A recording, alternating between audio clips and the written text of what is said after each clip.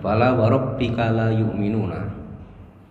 Jadi di awal ayat itu Allah istilahnya itu berkosam, bersumpah, fala wa rabbika, demi Tuhan kalian, la yu'minuna, pada hakikatnya mereka itu tidak beriman. Jadi ini mohon untuk diperhatikan ayat ini para jamaah. Fala wa rabbika la yu'minuna hatta yuhaqqimuka, sampai mereka itu menjadikan kamu wahai Muhammad sebagai hakim. Maksudnya kalau panjenengan para jamaah punya persoalan apapun, punya problem apapun, maka persoalan kita ini harus kita selesaikan dengan merujuk kepada ketetapan baginda Nabi Muhammad SAW. Bahkan di situ Allah bersumpah, fala wa rabbika la yu'minuna hatta yuhaqqimuka fima syajara bainahum. Nah, di situ ada fima. Jadi fima itu faedahnya adalah umum. Pada semua apa-apa, fima syajara bainahum. Jadi bisa artinya pada semua apa-apa yang terjadi di tengah-tengah mereka, atau semua yang terjadi atau yang mereka perselisihkan di tengah-tengah mereka. Tsumma la yajidu fi anfusihim harajan mimma qadaita. Kemudian mereka tidak mendapati di dalam hati mereka itu perasaan ragu atau perasaan sempit mimma qadaita, dari apa-apa yang telah engkau putuskan. Kita ketahui para jamaah, baginda Nabi Muhammad SAW, junjungan kita, Nabi kita, teladan kita, itu beliau diperintah oleh Allah di banyak ayat ya. Insya Allah nanti akan saya sebutkan ayatnya, untuk mengatur kehidupan manusia ini hanya dengan apa yang diturunkan oleh Allah.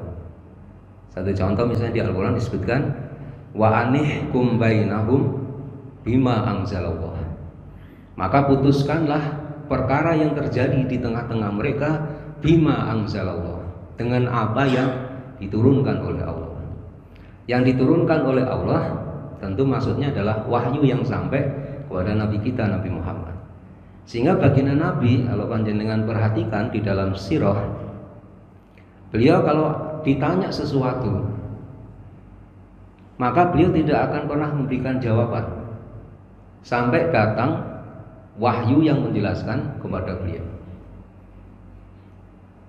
Pernah suatu saat beliau itu sampai ditegur oleh Allah ya, waktu ditanya oleh orang-orang Yahudi tentang ruh. Jadi Nabi Muhammad itu pernah ditanya oleh orang Yahudi tentang ruh. Kemudian Nabi kita, Nabi Muhammad ya, mengatakan baik, besok akan saya jawab.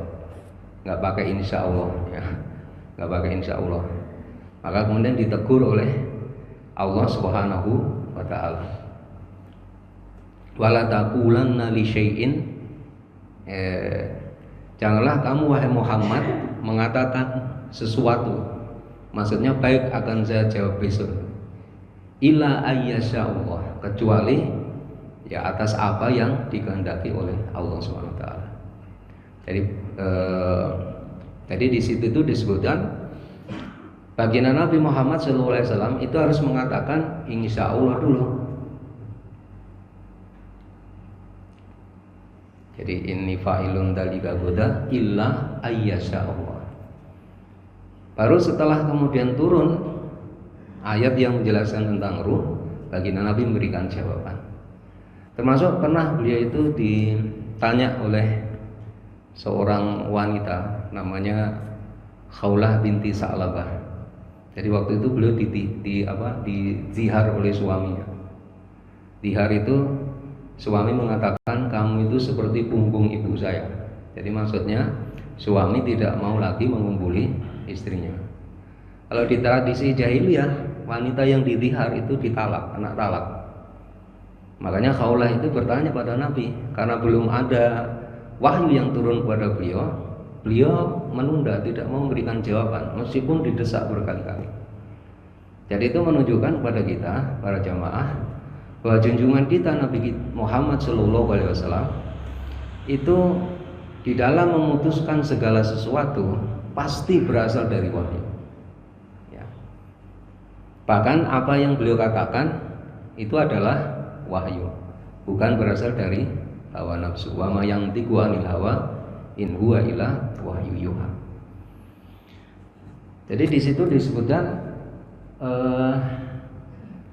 kemudian mereka itu tidak mendapati di dalam diri mereka itu perasaan ragu, perasaan sempit, mimma qadaita, dari apa-apa yang telah engkau putuskan, wa yusallimu taslima. Kemudian mereka itu menerima keputusan kamu wahai Muhammad dengan sepenuh penerimaan. Jadi orang beriman itu para jamaah, kalau diputuskan oleh Nabi sallallahu alaihi wasallam urusan mereka, maka mereka pasti akan menerima. Mereka tidak akan pernah sempit hatinya atau ragu. Ini jangan-jangan keputusan di dalam Islam ini kurang baik. Kalau ada anggapan seperti itu, berarti keimanannya bermasalah.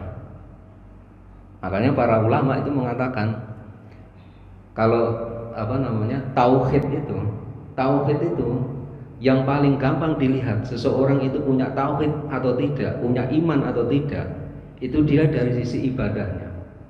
Kalau ibadahnya selalu sejalan dengan Quran dan Sunnah, itu orang punya tauhid.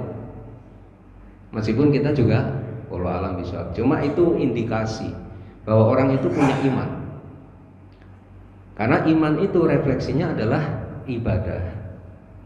Ibadah itu begini para jamaah, kalau diterangkan ulama, yang dimaksud dengan ibadah itu adalah tadallul wal inqiyad.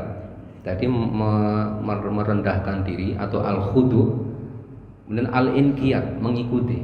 Tentu yang dimaksud mengikuti dan merendahkan diri di hadapan Allah Subhanahu wa taala.